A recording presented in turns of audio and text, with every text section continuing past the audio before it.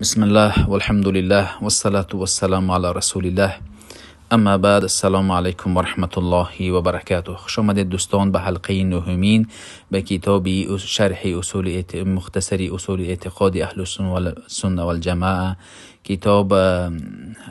کتاب امام اللالکائی می باشد که حدیث آوردن که حدیث بسیار پیامبر صلی الله علیه و سلم پیروانشان را به اتحاد بودن، متحد بودن دعوت کردند و از تفریقه برحذر داشتند. پیامبر صلی الله علیه و سلم، این حدیث در مسلم است، ابو هریره میگن که من خرج من الطاعه و فارق الجماعه مات میتة جاهلیه. هر کسی که از طاعت امام راهبر برآمد و از جماعتش دور گشت با فکرها و رأیهای مختلف، او میگویند گویا که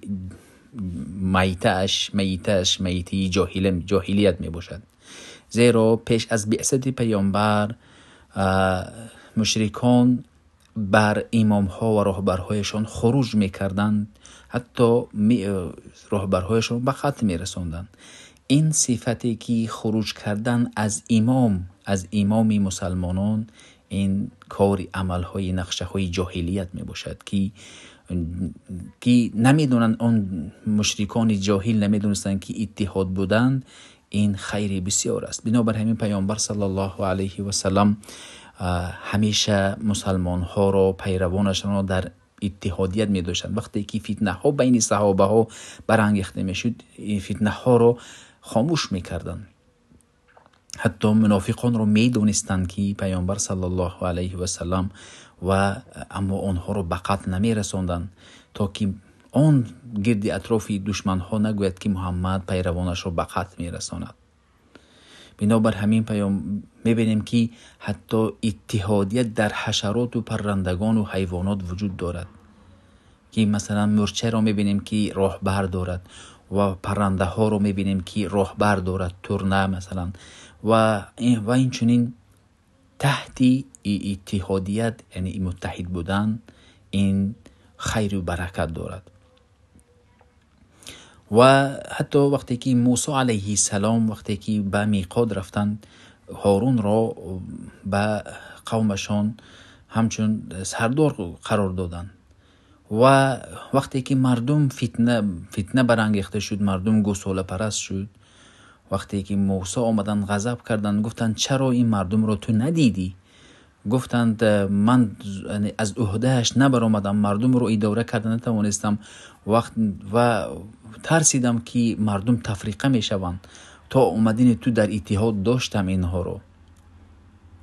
بریم اتحادیت، یعنی پیامبر صلی الله علیه و سلم وقتی که نصیحت کردند، گفتند که شما از پس خلفای راشدین ابو بکر و عمر و عثمان و علی پایبند باشید، گفته های آنها رو عمل بکنید.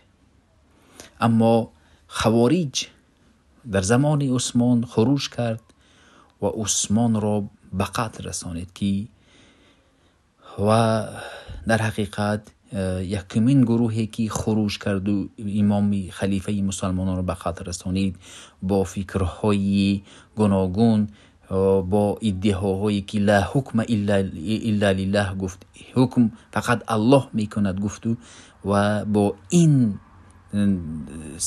عنوان مسلمان ها را به تفریقه کشانید، امام مسلمانان را به قتل رسانید، که عثمان داماد پیامبر، خلیفه به سومین، که حتی ملائکه ها از عثمان شرم میکرد. بنابر همین ما اتحاد را داریم که دشمن ها در گرد اطراف، که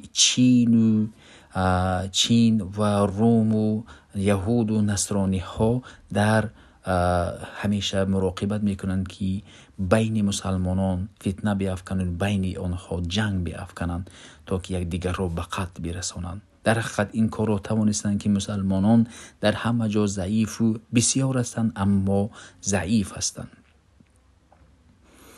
بنابر همین وقتی که در عائله تفریقه می شود، می بینیم که این عائله ضعیف می شود.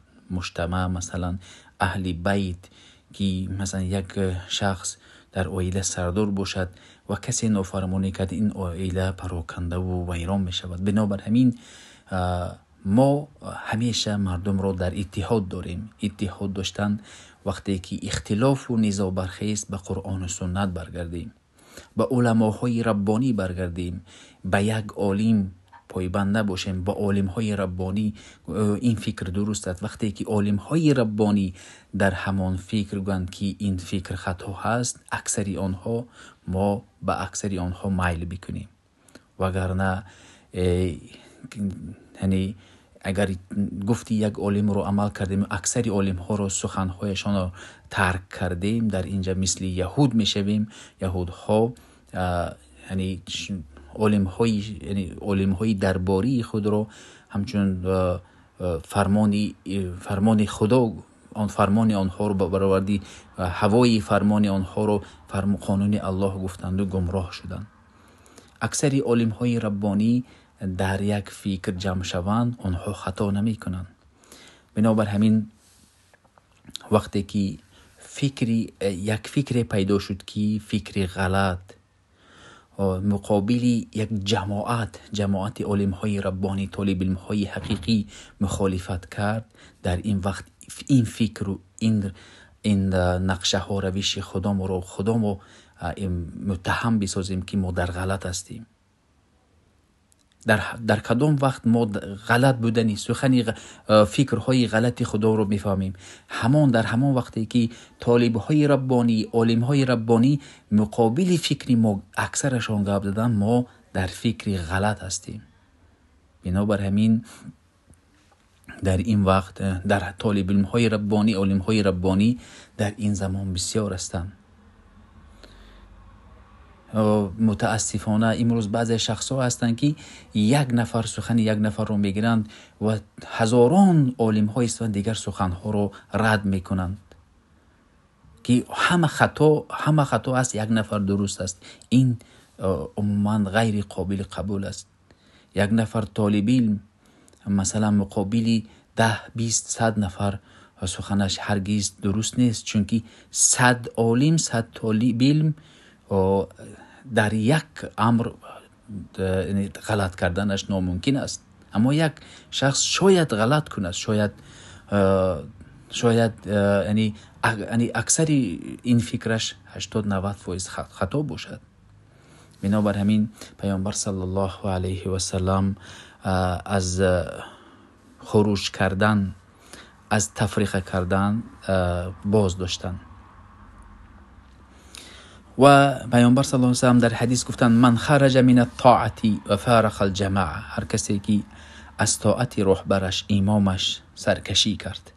یعنی البته امام همان شخصی است که امام مسلمانان با همراه مسلمانان نماز میخواند و فکری یعنی اعتقاد ایمان درست دارد که پایبند قرآن و سنت با فهمی صحابگان تابعین و عالم‌های ربانی باشد.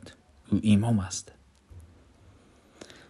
و فارق الجماعه فموته الجاهلیه، هر کسی که از طاعت امامش و با فکری خطا از جماعت دور شد، مردنی اگر بمیرد، یعنی این میته‌اش، این مرده جاهلیت بمانند که قبلش پیش از بعثت مشرکان چگونه در این جاهلیت مرده است، همچنان میگویند. و من خرج علی امتی یضرب برها و فاجرها، پیامبر میگویند که هر کسی که بین امتی من یک شخصی برآید که انسان‌های صالح و فاسق را بزند و ترک نکند یگان مؤمن را و اینچنین به یگان عهد و پیمان وفا نکند، فلیس منی، از من نیست، او در منهج من نیست میگویند. و من مات تحت رایت امیه، هر کسی که تحت پرچمی کورکورانه بمیرد، او نیست موتش میته جاهلیت میگویند. یغضب لعصبیه او یقاتل لعصبیه فموته جاهلیه، پیامبر میگویند که در تحت پرچمی کورکورانه راه رود و به خاطر قومیت جنگ بکند و به خاطر قومیت خشم بکند، موتش موت جاهلیه می باشد. در حقیقت امروز یک شخص مثلا به یک گروه مبلغ گذاری می کند، به خاطر مبلغش او را دوست می داریم، به گروه ها پیوست می شویم. مثلا به مانندی که امام جاهل داعشی ها می گویند که امامشان تعیین نیست، مجهول است، که تحت رای آنها مثلا جمع می شوند، می بینیم که آنها را کی اداره می کند. بنابر همین نباید امامی یعنی امام معلوم باشد، یعنی آن سیری ذاتیایی خوب داشته باشد که او از گجا است و چگونه عالم است و چگونه علم دارد و مردم چقدر علما در حق او چی گفته است. امروز بعضی جوان ها در حقیقت متاسفانه کرکورانه امامشان رو پیروی میکنند. امام پیامبر صلی الله علیه و سلم وقتی که می جنگیدند در مقدمه جنگ بودند و صحابگان در پس پیامبر پنهان می شدند، اما این امام هایی که من چنان و من چنین می گوید، در حقیقت او پنهان است و مجهول است، ترسانچه که بیش نیست، مردم را خون مردمی بیگناه را در تحت زیر قصدش نابود می سازد.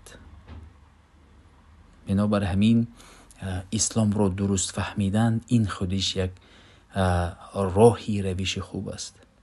اسلام را ما باید با فهمی صحابگان تابعین عالم های ربانی گذشته زمانه تطبیق کنیم.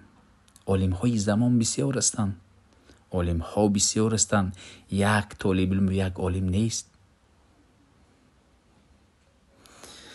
این بود شرح مختصر این حدیث. السلام علیکم و رحمت الله و برکاته.